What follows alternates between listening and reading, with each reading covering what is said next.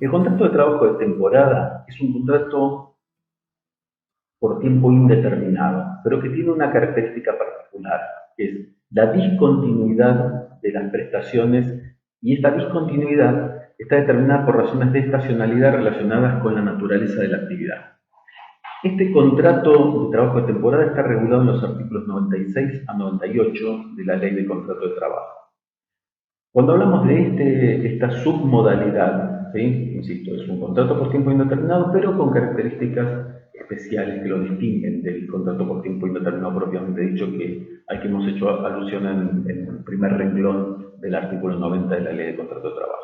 Es un contrato por tiempo indeterminado entonces, de modo tal que está destinado a durar hasta que el trabajador esté en condiciones de jubilarse. El modo de extinción ideal del contrato de temporada entonces es la jubilación, ¿sí? Y rige lo que hemos dicho en su momento respecto al contrato por tiempo indeterminado propiamente dicho. Las prestaciones son discontinuas en este caso. ¿Qué quiere decir esto? Que va a haber un ciclo de prestación seguido de un ciclo de receso, al que le va a continuar otra vez un ciclo de prestación y otro ciclo de receso, y así sucesivamente. ¿Sí?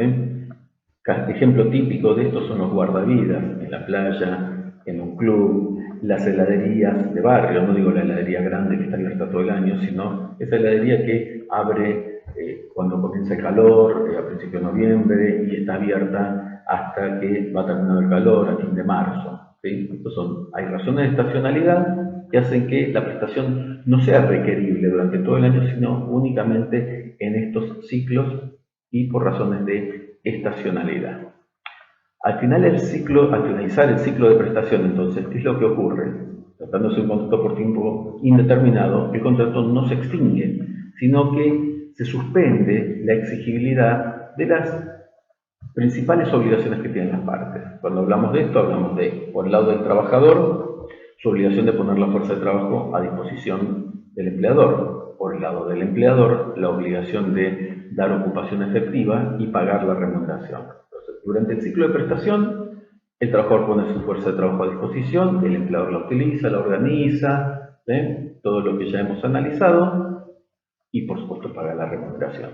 Cuando llega el fin del ciclo de prestación, es como que si se pusiera pausa en la exigibilidad de estas obligaciones. El contrato sigue adelante, de modo tal que lo que se suspenden son los deberes de prestación, pero no así los deberes de conducta. Por ejemplo, si hubiera una obligación de reserva de un secreto industrial, esto subsiste, de modo tal que un trabajador podría ser despedido por incumplir con ciertas obligaciones o ciertos deberes de conducta durante el ciclo de receso. No está trabajando, pero sin embargo incurre en una inconducta al violar alguno de estos deberes de conducta. Es importante destacar en el caso del contrato de temporada que el artículo 98 regula lo que yo suelo llamar las cargas de comunicación, esto es, la conducta que tienen que seguir las partes al aproximarse la fecha de recomienzo del ciclo de prestación. Veamos, ¿qué dice el artículo 98? Con una antelación no menor a 30 días respecto del inicio de cada temporada, el empleador deberá notificar en forma personal o por medios públicos idóneos a los trabajadores de su voluntad de reiterar la relación o contrato en los términos del ciclo anterior. O sea, que la primera carga de comunicación la pone el artículo 98 de la Ley de Contrato de Trabajo en cabeza del empleador. ¿Qué es lo que tiene que hacer este empleador? Comunicarle al trabajador su voluntad de reiniciar la prestación, no el contrato. El contrato, ¿se acuerdan? Subsiste, pero está suspendido. Reiniciar la prestación. ¿Cómo tiene que hacer? ¿Cómo y cuándo tiene que hacerlo? Lo tiene que hacer con una antelación no menor a 30 días respecto del comienzo del ciclo de prestación. Simplemente para poner un ejemplo, si tenemos un ciclo de prestación, como decíamos antes, que comienza el 1 de noviembre, el empleador va a tener los 30 días anteriores, o en realidad con una antelación mayor a los 30 días anteriores, para comunicar, para cursar esta comunicación. La ley establece que la antelación tiene que ser no menor a 30 días, pero no dice que tiene un límite, o sea que tendría como, ¿se acuerdan? Como cuando hablábamos de plazo fijo, que dijimos, bueno, hay que dar el preaviso con no menos de un mes, ni más de 2 meses. Bueno, acá se dice simplemente, con no menos de 30 días, pero no dice con no más de un mes, 2 meses, 3 meses. De modo tal que en cada caso habrá que ver si es razonable la antelación con que se dio, pero ¿cuál puede ser el supuesto máximo que podemos encontrar? Y que esta carga de comunicación se cumpla al finalizar el ciclo de prestación anterior. Y esto la jurisprudencia lo ha admitido, ¿sí? Entonces, con una antelación no menor a 30 días, el empleador tiene que comunicarse con el trabajador y manifestarle su voluntad de reiniciar, requiriéndole, por supuesto, al trabajador que manifieste si él tiene también esa voluntad. ¿Cómo tiene que hacerlo? Dice, en forma personal o por medios públicos idóneos. En forma personal es claro lo que está diciendo. Medios públicos idóneos, ¿sí? Requieren, por supuesto, que sean públicos y que sean idóneos. ¿Cómo suele satisfacerse este requisito? A través de la publicación de alguna suerte de aviso en un periódico de la zona, ¿sí? Nacional, donde se convoca a los trabajadores. Esta empresa manifiesta que convoca a sus trabajadores para que en los términos del artículo 98 manifiesten su voluntad de presentarse a reiniciar el ciclo de prestación al recomenzar justamente este ciclo. Cumplida esta carga por parte del empleador, nace en cabeza del trabajador una carga de comunicación propia. El trabajador, a partir del momento en que queda notificado, en los términos que venimos analizando, tiene 5 días, los 5 días posteriores, para manifestar su voluntad de reiniciar el ciclo de prestación. Plazo, entonces, antes el empleador era con una antelación no menor a 30 días, pero podía ser mucho mayor. El trabajador tiene un plazo más corto, tiene 5 días. Los 5 días siguientes a quedar notificado, tiene que manifestarse. ¿Cómo tiene que hacerlo? Tiene que hacerlo por escrito o presentándose ante el empleador. Entonces allí el trabajador cumple con su carga, dice sí, me voy a reintegrar el 1 de noviembre, siguiendo nuestro ejemplo, a prestar servicios y a reiniciar la prestación dentro del marco del contrato que está vigente. ¿Qué pasa si no se cumplen estas cargas de comunicación? Bueno, el artículo 98, en su última parte, regula qué es lo que ocurre en caso de incumplimiento por parte del empleador de esta carga de comunicación. Lo dice de una forma bastante enrevesada, pero concretamente lo que quiere decir esta parte final del artículo 98 es que si el empleador no cumple con su carga de comunicación, se entiende que ha despedido sin causa al trabajador y que le tiene que pagar la indemnización pertinente, o sea, en términos generales, la del artículo 245 de la Ley de Contrato de Trabajo. Ahora, ¿qué pasa si es el trabajador el que no cumple con su carga de comunicación? Bueno, allí la ley no establece nada, el artículo 98 no dice nada, y hay una tentación fuerte, sin duda, a aplicar por analogía la solución que aplica el 98 para el caso de incumplimiento del empleador.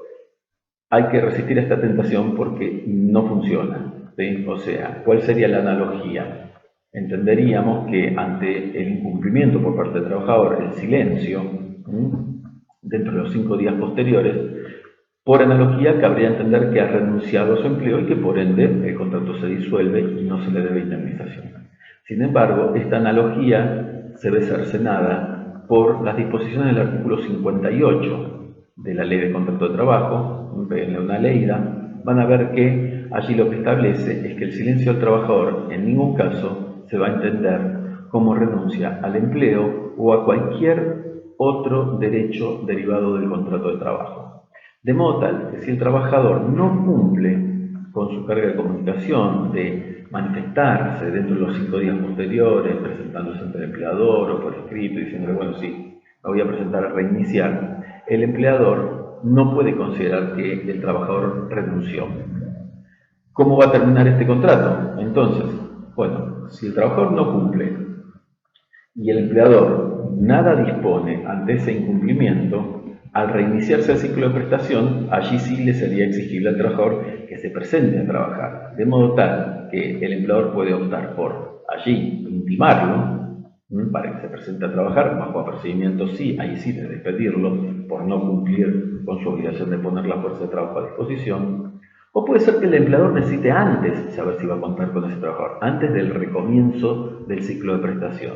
En ese caso, cabría la posibilidad de que el empleador intime al trabajador para que se manifieste positivamente y le permita ejercer sus facultades, como vamos a ver en clases siguientes, sus facultades de la organización, bajo apercibimiento de justamente considerar injuriosa esta actitud y despedirlo con causa.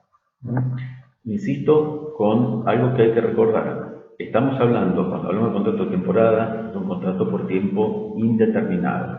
De modo tal que cada ciclo de prestación va a sumar antigüedad en favor del trabajador, no así el ciclo de receso. Esta es otra derivación de esta particularidad que tiene esta submodalidad de contrato por tiempo indeterminado. La antigüedad del trabajador solamente se va a computar en los ciclos de prestación, no así en los ciclos de receso.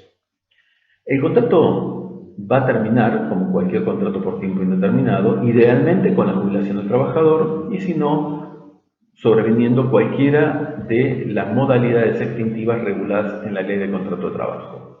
Si esto ocurre durante un ciclo de receso, generará las consecuencias indemnizatorias que puedan corresponder según el caso. Ahora, si esto ocurre durante el ciclo de prestación, tenemos que distinguir dos supuestos importantes que están regulados en el artículo 97 de la Ley de Contrato de Trabajo, que termina remitiendo, en cierto modo, al artículo 95, al que hacíamos referencia cuando hablamos del contrato a plazo fijo. Si el empleador, durante el ciclo de prestación, despide sin causa al trabajador, o si el trabajador, durante el ciclo de prestación, se considera indirectamente despedido por un incumplimiento contractual grave del empleador, además de corresponderle al trabajador la indemnización tarifada del artículo 245, le va a corresponder una indemnización de daños, por eso le decía la remisión al artículo 95. En cierto modo, la Ley de Contrato de Trabajo está tomando al ciclo de prestación del contrato de temporada como si fuera un contrato a plazo fijo. No lo es, por favor que quede claro esto. En cierto modo está haciendo una analogía y está tomando ese ciclo de prestación como un plazo fijo porque además de hacer acreedor al trabajador a la reparación tarifada del artículo 245, lo hace acreedor a una indemnización por daños con fuente en el derecho común, de modo tal que el trabajador va a poder reclamar, además de la indemnización tarifada, una indemnización que va a estar en relación con los daños, va a estar cuantificada en relación con los daños que invoque y pruebe haber sufrido como consecuencia de esta ruptura ante tempus, recuerdan lo que dijimos cuando hablamos del plazo fijo, o los que, a falta de acreditación, prudencialmente fije y cuantifique el juez que tenga que entender en la causa.